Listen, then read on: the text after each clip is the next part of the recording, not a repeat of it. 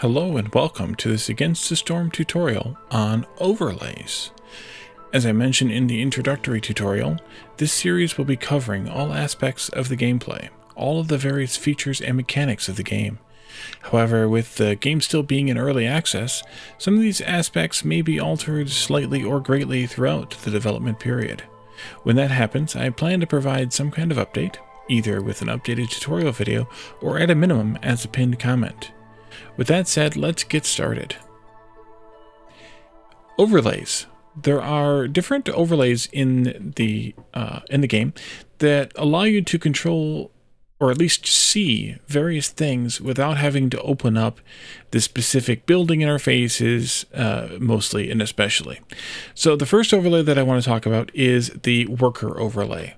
Pressing Alt will show you all of the different workplaces and all the workers assigned to those workplaces throughout your settlement here. So you can see each workplace pops up in a little screen, a little window, a little box, and you have a circle where you can have a worker assigned or show an unassigned worker. Some of them overlap a little bit if you have the rotation wrong, so you may want to do some rotation fixing there and things like that. Now, what this also does is it selects the first race that you have up here. Usually it's the first one. It might also be the first one you start the game with, actually more specifically. It selects that first species you have, or a species anyway, as your cursor. And it also shows you on the cursor how many of that species you have free to assign to new jobs. So if I want to change that, I just click on one of the portraits, still holding Alt. I click on one of the portraits and I can switch to Harpy mode. Now, what can I do with this? Well, I can assign and unassign different people to different buildings. So let's say I need to find a human. So I don't have any humans available to assign to something else. I want to find a human that I can swap out for a harpy. Well, I can just click to swap the harpy in for the human. Now I have one free human worker, and now I'm down to 3 harpies. Or I can just right-click on a human to clear them from the spot. And then I could click to put the harpy in there too if I wanted to, or if I just wanted to free up a human without replacing them, you just right click to clear it out. And you can toggle and switch between all of the playable species in your specific settlement just by left clicking on them with the Alt key selected, and it puts them in your cursor like that. So that's the first overlay, the worker overlay. The second overlay is the recipe overlay. This one I use a lot less than the first one, but it's still very useful because it allows you to turn, well, first of all, to see which recipes you have on and off at each different building, and also which recipes each different building can make. And in that respect, I should probably use this a lot more than I do.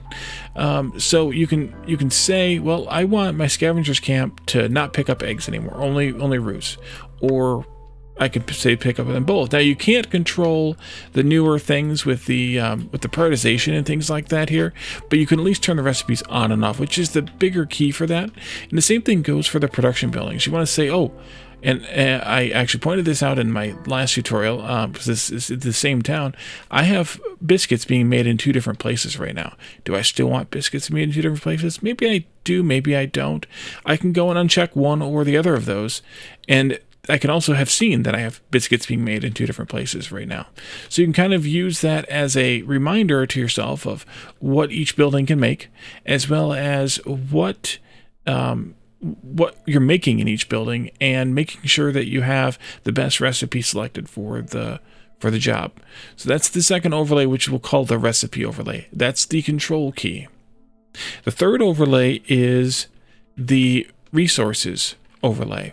Holding down B shows you where all the resources are on your map, and of course even does the edge points as well to show you where you can find them off the edge of the screen.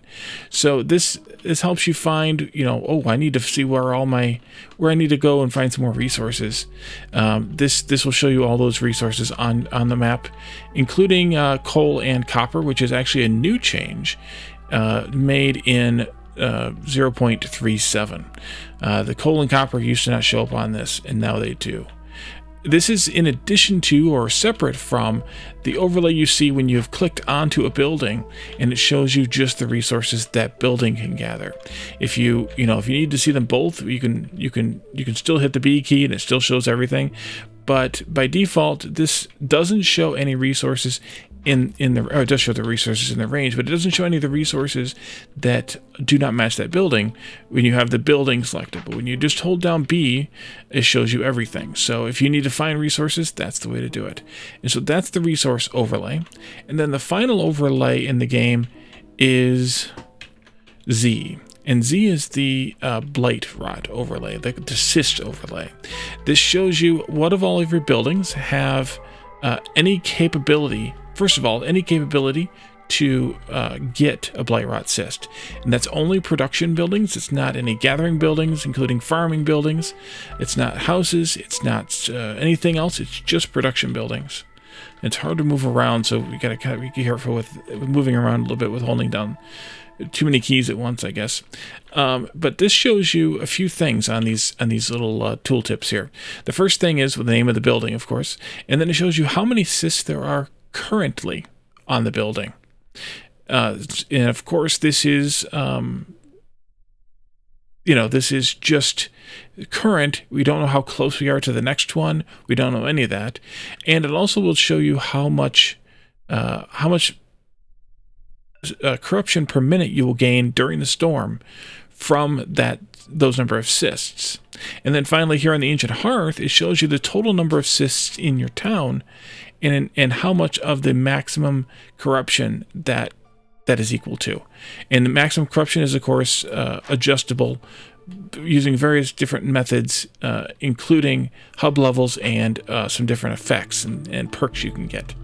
So this will be different number for everyone, so make sure you're aware of what that number actually represents for you. So those are the 4 overlays in the game. Now, one thing that I would love to request, and I keep forgetting to request, maybe I will have done it by now, is just like the control and the alt overlays here that you can do things with, why not also have the ability to turn the Blight rot on and off on this overlay, the Blight rot cyst burning on and off on this overlay.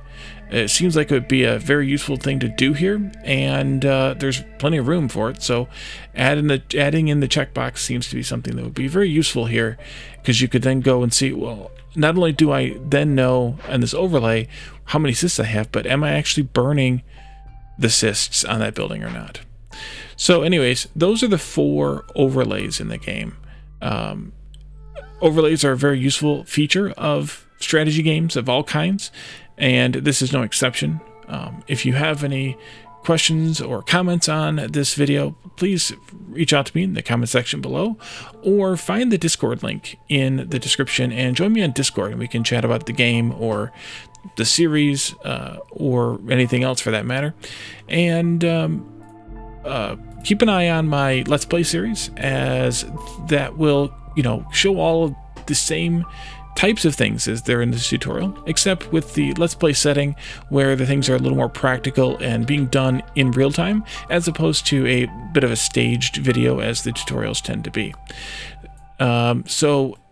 This, I believe, is the last tutorial that I had planned and or recommended so far. If you have other ideas for more tutorials, by all means reach out to me using one of the methods mentioned earlier, and let me know what you'd like to see, and I can definitely take a look at that and produce a video if it makes sense.